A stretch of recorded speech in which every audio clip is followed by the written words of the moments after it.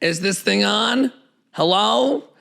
Hi, everybody. It's me, Miss Jessica Lahore. And oh my goodness, guess what? We're back with another Jess Talk. And for this Jess Talk, we're talking about everything you would want to know about my 15-city tour across the country that we did a couple months ago. Oh my gosh. And before we get into this, if you're like, what? Jessica did a tour? You want to know why you didn't know? It's because you're not following me. You're not subscribed to my channel. You didn't click the bell for notifications. You're not updated on all the Lahore things coming your way. And you don't want to miss out like you just did. So go ahead and do that and then come back and let's watch this video. Jess Talk, my tour.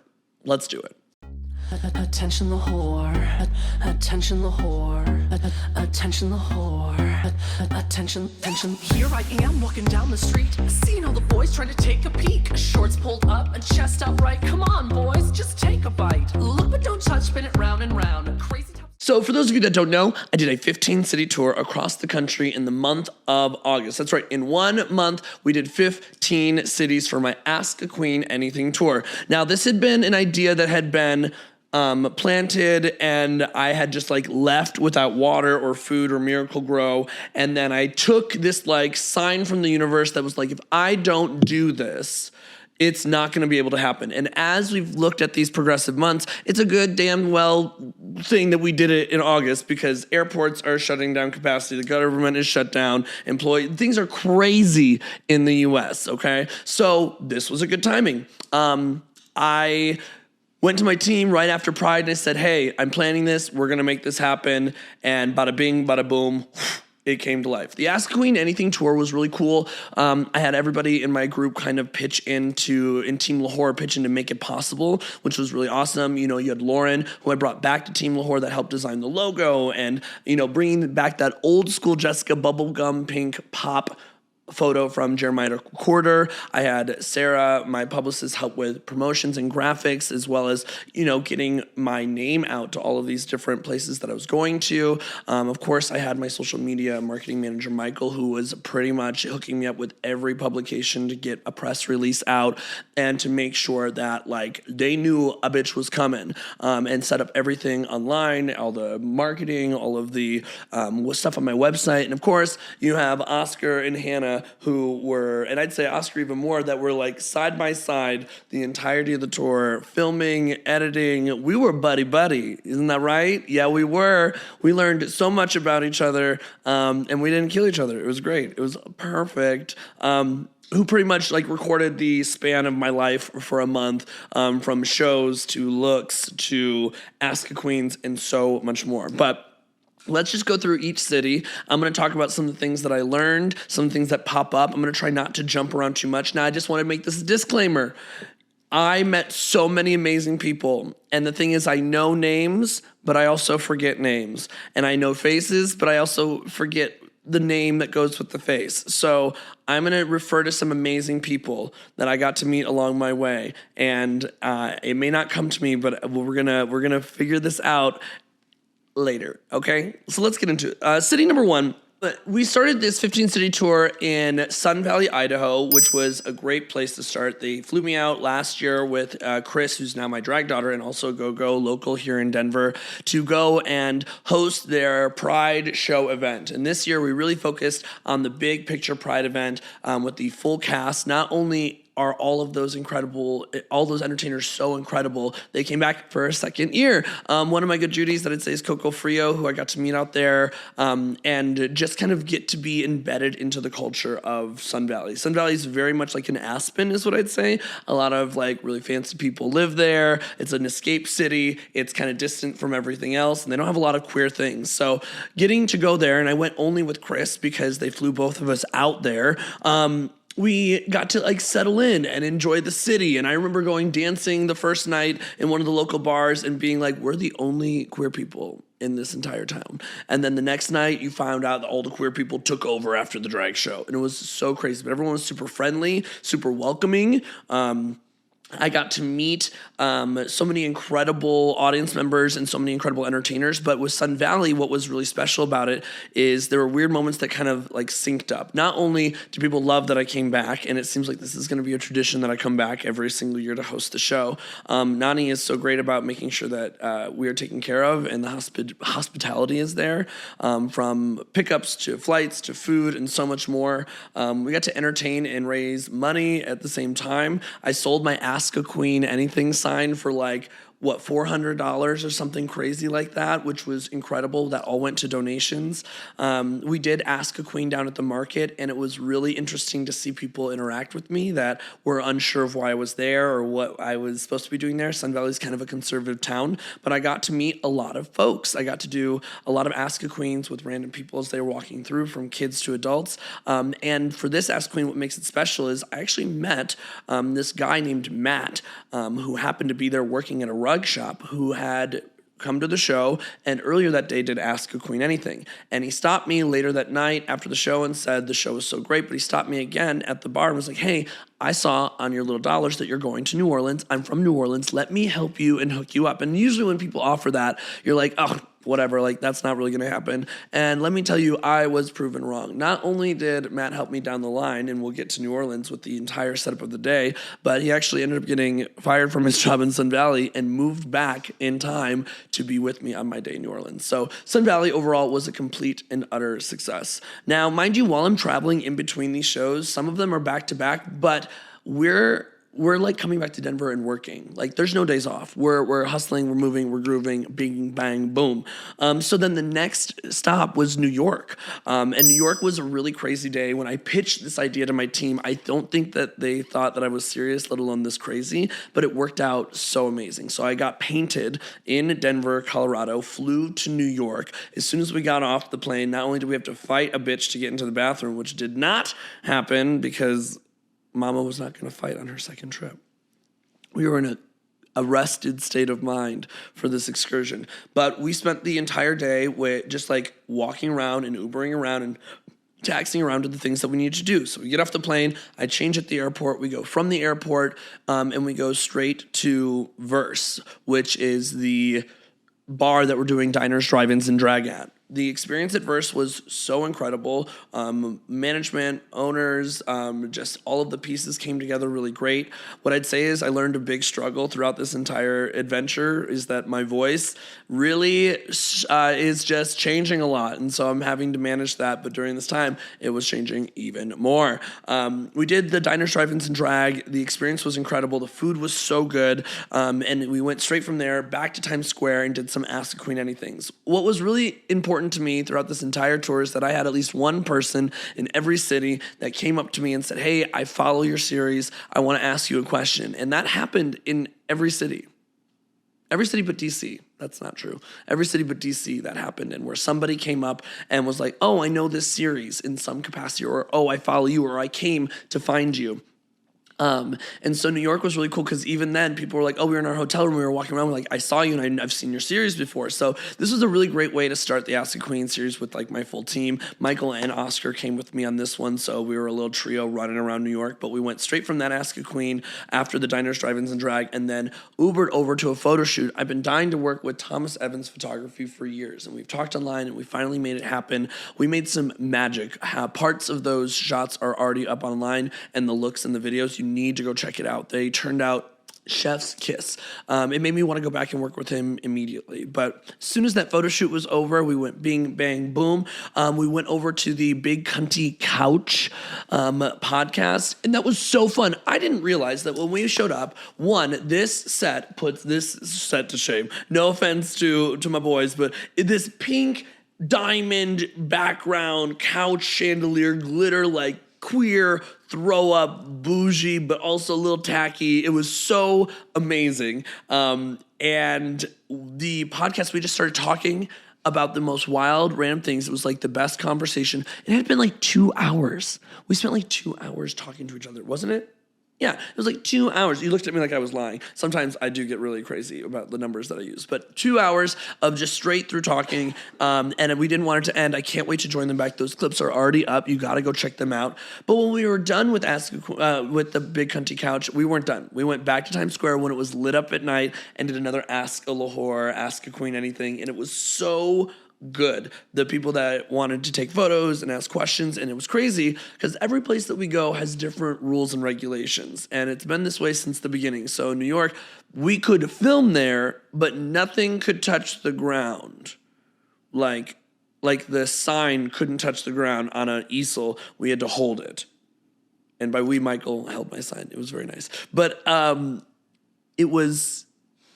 everyone was really flexible because they could see that we wanted to in most of the places that we went.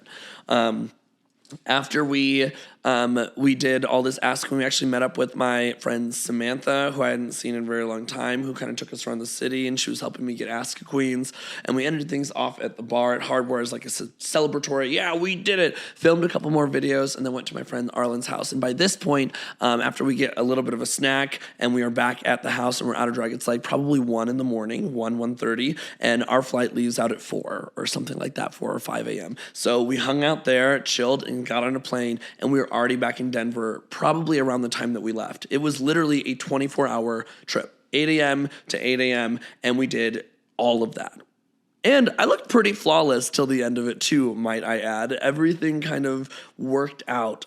Super great trip, powered through it, wonderful. New York, can't wait to go. I love going to New York. Unfortunately, didn't perform at this time, but I love performing in New York, and I love spending more than one day there for sure. But I don't want to live there. A little bit too crazy for me. I like to vacation. I want a little moment in New York. I want to have an apartment in New York that I could go to that was really cheap, that was really nice. But that's not possible. Cheap and nice in New York, not going to happen. After we went to New York, my next stop was the Buell Theater, and that was for Moulin Rouge, and that was a rough day. It was sweaty, it was hot, I was going through hot flashes, I was kind of a cunt, and I was really over it. But we got really great questions. The DCPA marketing staff were so accommodating and so nice and made sure that we were taken care of, and we got some great Ask the Queens. So that was technically stop 3. We did 1 Denver stop, and that was our partnership with Moulin Rouge. Really good time, loved the look, but it was a sweaty day. Every day was a sweaty day. If I learned anything from this tour, sweat exists here, but in other places like this next stop, Minneapolis, so much sweat. I have never sweat so much in my entire life. I have sweat, the boots house down. It was disgusting how much I sweat. But Minneapolis was wonderful. As soon as we got to Minneapolis and we settled in to the hotel and we got the rental car and everything, I blatantly said I could see myself living here for a year. Or 8 months or something like that. I don't know. But I really could. I loved experiencing the queer scene and the drag scene in a different way. The first night we went out and just kind of hung out and got to explore a little bit. But then the second night that we were out was my show night at the Gay 90s. And they invited me to do the Femme show later that evening, which was incredible experience. But thinking on the fly for Jessica Lahore, although she can do it in situations like that, I almost panic and self-sabotage because I want things to be so meticulous and so perfect. And in that moment, what I got is what I got. Those are the looks I brought. That's all I can do. And if I say no to this, that's stupid, just saying no to an opportunity. So of course we said yes. We did 2 numbers in that show, numbers in the first show. The space at the Gay 90s is one of the most incredible spaces that I've been to. From each little corner, pocket, room, and availability for all the guests, it was phenomenal, and it's an iconic location. If you haven't been, what are you waiting for? You have to go check it out. I loved meeting the girls, Queen Anya, Kamari, Mercedes Iman, Diamond, and so many more, but they were so wonderful. Everyone is so cunty at the Gay 90s, mind you. They look puss from head to toe. They'd be slamming into the splits. They'd be doing these mega mixes. They'd be serving body and like sex appeal like no other. And it's not intimidating. It's inspiring. And it really was cool to be part of that cast and be like, wow, I feel like one of the girls. I feel like part of the cast. It was a really cool experience. Everyone was welcoming and laughing and kikiing. And I got a tour of Mercedes' closet. And we got to kiki a little bit. The staff was amazing. Management was amazing. The thing that wasn't amazing is people get fucking wild in Minneapolis. And Jessica doesn't know how to handle drunk fucking wild people anymore, but they were everywhere. I think it was 18 up night too. So they were literally like a sardine of drunken buffoonery. And that was the only thing that was like, I can't do this. But it was really cool because in Minneapolis you could sell THC drinks, and so that was really nice. That was a little fun little perk for the trip to the gay 90s. Flip Phone Events is the reason that I came out for that whole weekend, and they are such a professional, such a fun company to work for. We did Taylor Swift brunch on one day, and we did Show Tune brunch on the other day. It was cool working with some of the same cast members, Mercedes, throughout those times, and getting to work with Jaden Dior Fierce again after so long. The cast and the shows were so much fun. I definitely felt like a standout in the Broadway show, and I definitely felt like I was part of the experience for the Taylor Swift show. It was really cool to see the videos that I've seen on TikTok because they're so well known in real life, and to be part of them and then see myself in those videos online. It was just really awesome. It was like, that's the hustle that I want to do. I want that 3 show back to back to back. I want to entertain and make money and have a good time and kiki and everyone take care of you. And that's one thing I learned in Minneapolis is that they take care of their entertainers, and that's something other places could really, really learn from. We did Ask a Queen in Minneapolis, and we went to the Mall of America. And it was funny because prior to this, we had been promoting, hey, I might be around the Mall of America. Come find me. And I get an email from Mall of America that says, we strongly advise that maybe you don't come and do this weekend. And it was kind of you're not allowed to do this. But what are they going to do if I just show up and I'm a pedestrian walking around in drag and I just happen to talk to somebody and they happen to ask me a question and Oscar's phone happens to be out? And that's kind of what we did. But what was fun about Mall of America, outside of getting to walk around and explore and look like Taylor Swift and everybody stare at me and be very confused, is that I had 3 people. It was 3. Yeah, I had 3 people find me that messaged me, and they're like, we're finding your story. We were trying to find you. We're walking around, and they came and asked a question to my titty, and then I gave them $1. So we actually got to accomplish Ask a Queen in every place that we went to, even if we had to get clever about it. At the end of that experience, police were following us, or security was following us, and that was really, really weird. But we got in, we got our ice cream, we got out, we celebrated, bing, bang, boom. That was what we needed to do because we went straight from day 2, or our last day of Minneapolis, so Ask a Queen, brunch, and we flew after just doing a little touch-up, little prep, to Nashville that night. So I stayed in the same makeup, touched up. We went to Nashville, and as soon as we got off the plane, we did a diners, drive-ins, and drag at Frankie J's, which is like Mexican comfort cuisine. And Nashville was, if I said any of the cities that it was probably more of a fuck you, like I'm going to go anyway, it was Nashville. I wanted to go to Dollywood really bad for Ask a Queen, but I wanted to perform there, and I had a really bad experience with one of the bar managers at a bar that I reached out to in Nashville that said, oh, well, if we didn't reach out to you, we're clearly not interested. And it just seemed like there was a lack of conversation or even willingness for me to say, hey, I'm a pretty well-known entertainer, I've been doing this for a while, and I'm going to be in your city. Can I be part of your show? And part of me was happy once we got there that I wasn't a part of the show, and part of me was like, I really wish I would have had that opportunity. We did Ask a Queen outside of Play Bar, which was really cool, and they were wild questions. I feel like we had to kind of pull and drag some people in, but we got some good questions. We did it until security came out and said, you can't do this. I said, doesn't matter. We already got what we needed to. Thank you. And then we just enjoyed the show for the rest of this time. Mind you, through this trip and through the one in Nashville, Michael and Hannah, Oscar and Hannah are with me the entire time. So we're going on like 4 days. Oscar can keep up with me when it comes to sleep and like go and expressing needs. And my poor sweet baby Hannah, she needs her couple hours of sleep here and there. We ran that girl down and until she had nothing more to be runned down it. And I didn't learn that until after we, the next morning, went to Dollywood. We drove there. It ended up being 3 hours because there's time change in the middle of fucking Tennessee. Did not anybody know that? I didn't. So we crossed this one street, and all of a sudden we lose another hour. So not only did we get to Dollywood later than we wanted to, we lost an hour. Then I get into Dolly Drag, and then we're stomping up. I look great, and security, I kid you not, within less than like 2 minutes of crossing into the corrals to like go up into the entrance, boop, boop, boop, boop, boop, boop, zip line, and I said, oh God, God. And security was really nice, but I was kind of poking at them because apparently at Dollywood, I had no idea there's only 2 rules. You can't dress up as Santa Claus, and you can't dress up as Dolly Parton. So then I started testing the waters with security, which you should never do, but of course I wanted to. And I was like, well, what if I changed to a brunette wig? Or what if I wiped off my mole? Or what if I took my chest off and I didn't have a big chest? Like, technically, then I'm not Dolly Parton. I'm just a drag queen that doesn't look really good like her. Well, I mean, obviously I look like Dolly, but if I became a brunette, am I immediately not? If I take my chest plate off, am I immediately not Dolly? I don't think that would be. I mean, I would say no. I'm just curious. As long as you don't look like Dolly. Yeah, that's basically it. I'm wearing doesn't look even closer. And they just basically said, you need to go. So what did I do? I did leave, but we pulled a Mall of America is what I'm going to call it. And I started nudging people in the parking lot and be like, hey, you want a photo? And then while we were taking a photo, be like, listen closely. I have to do this series called Ask a Queen Anything. And I could get in trouble, but I need you to ask me a question. And they'd be like, oh, great. So it worked out. We got it. But we got to spend the rest of the day at Dollywood. And by rest of the day, it was not enough time. Now we got to see her memorabilia and all her costumes and her trailer. But the park is massive. It's ranked one of the top 5 in the country, and I can see why.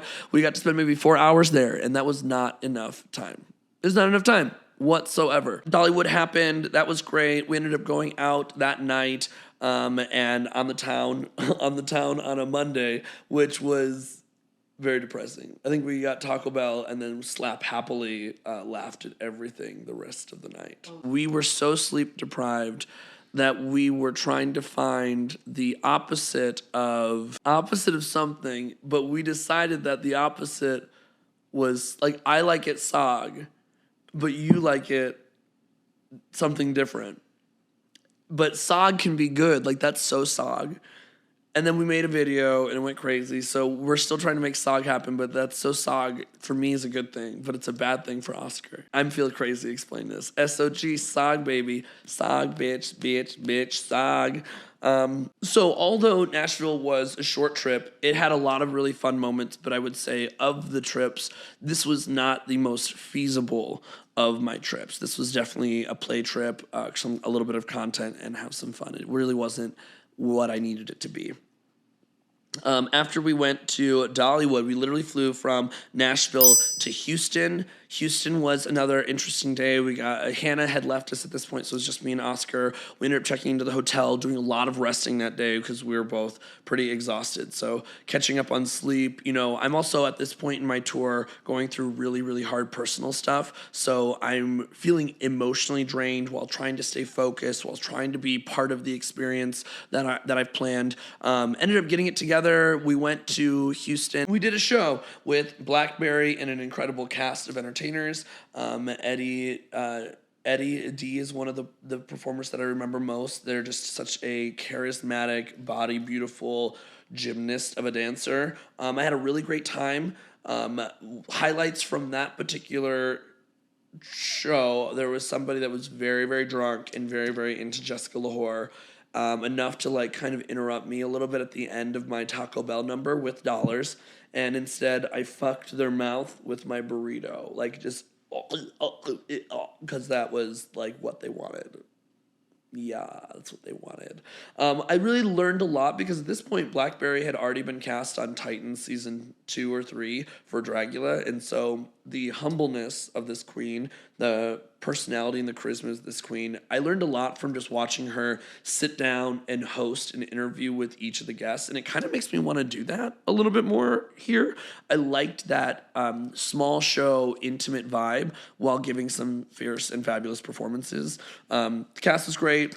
Had a wonderful time, but it was very short-lived. I didn't spend enough time in Texas at all because as soon as we left Houston, bright and early, we went to San Diego. So we're bopping all around the country.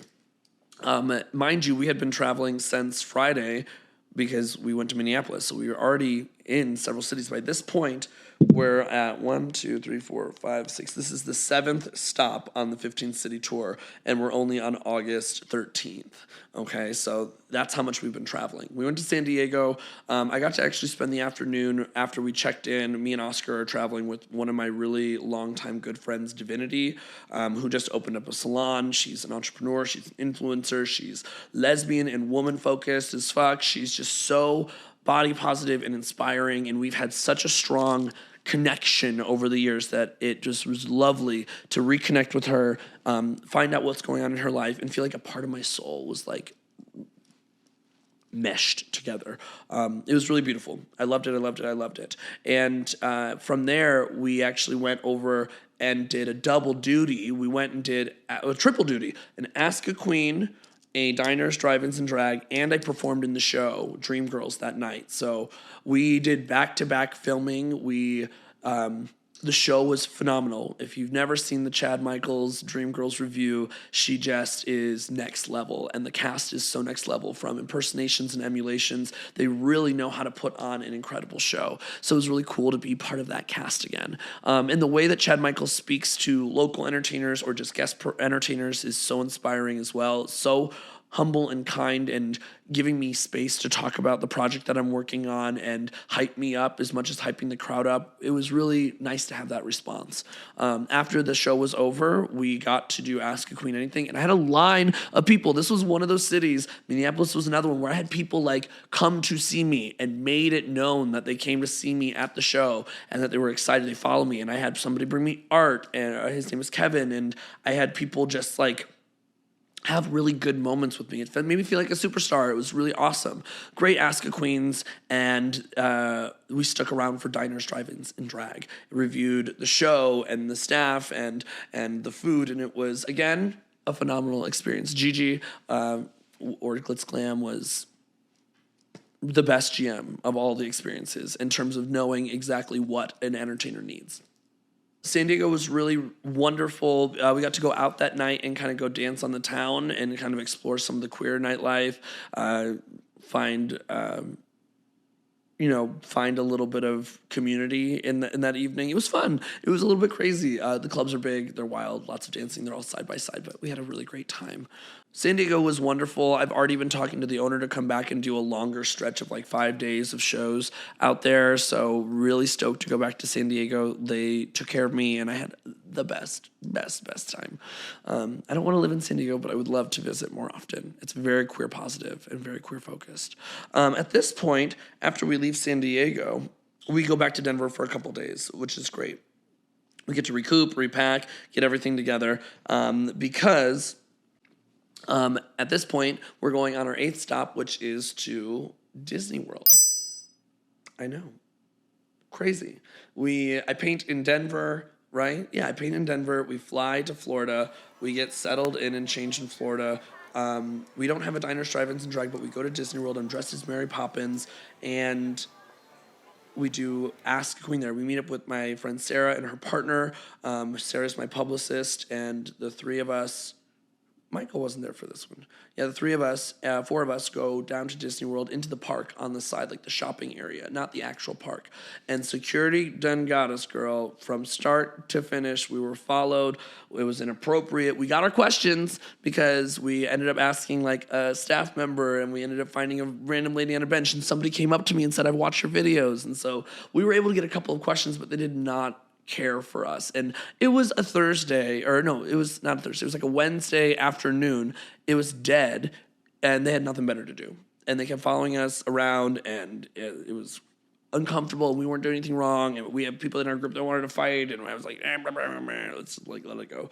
But when we were done, we went to the Pulse Memorial, and what was special about this is not only have I done many fundraisers for the Pulse nightclub, my friend Sarah is deeply rooted and connected as she runs the Drew Project, recognizes Drew, who was one of the victims that passed away in the Pulse nightclub, but it was very breathtaking and like very much like hold your breath as you're experiencing and watching, or like looking at all the pictures and the stories, and how this venue is no different than any of our local venues. And it was just so crazy. We had the Rainbow Crosswalk, and then literally a couple hours later, at that point, Florida or Governor DeSantis said, "No more Rainbow Crosswalks," and they tore it down. It was wild to feel like I was just on those steps a couple hours before they removed it. Of all the things to be concerned about. Pulse nightclub was amazing to stop at. Not amazing because you want to see that, but because it felt a connection to community that I thought was really important.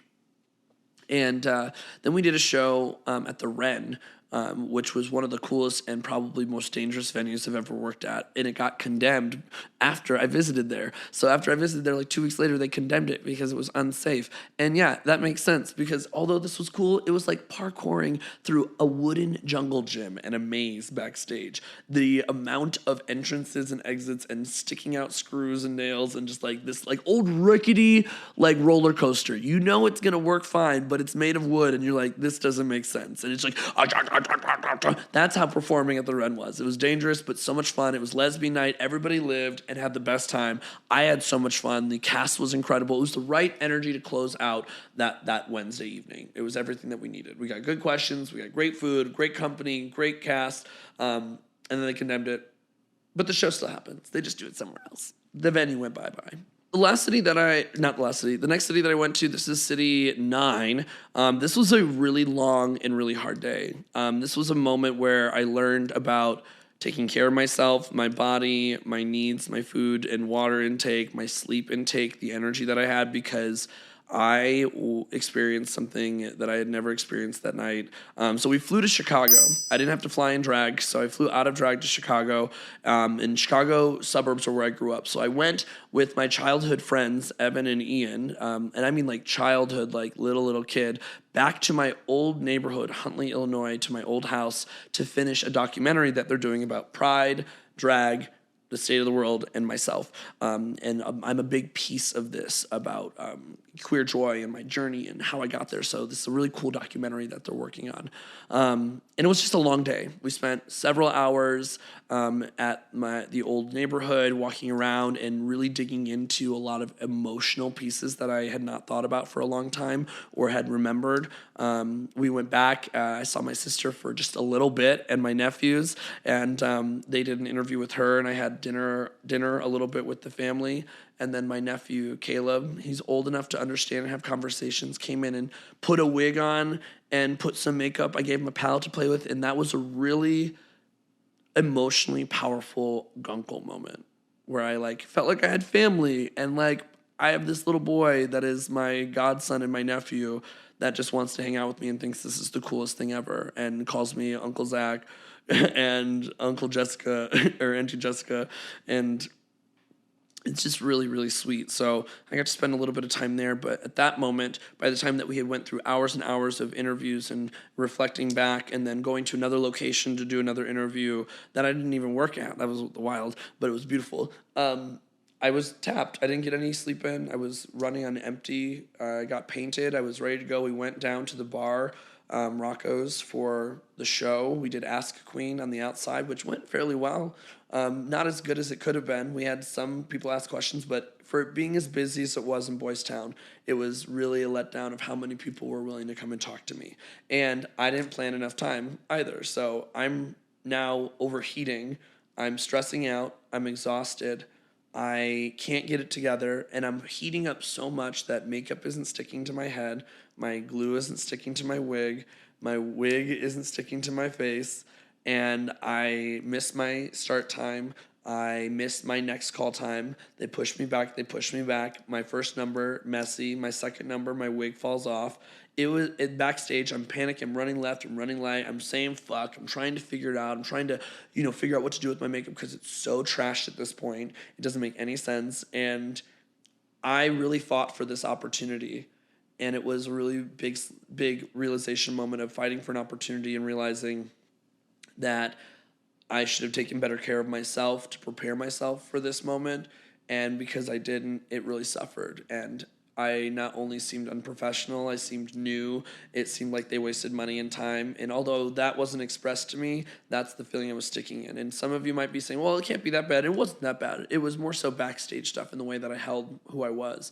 But it was a reminder of being like, I want to go back and I have something to prove and redo it. But it was a big reminder of better taking care of myself. And if I'm going to work these crazy hours, I've got to do an IV or something or rest or to get me ready, because I can't be just running on empty and then expecting to give more and more. And my body's been reacting like crazy. That overheating thing, never again. Never want that again. Wild experience.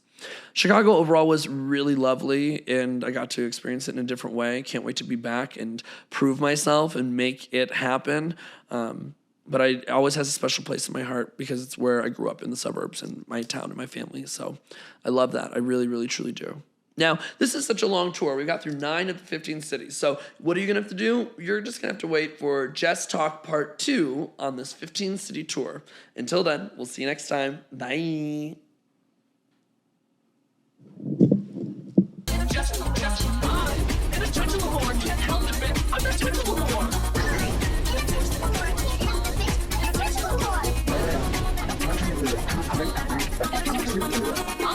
I'm inattentional whore. Can't help it, bitch. I'm inattentional whore.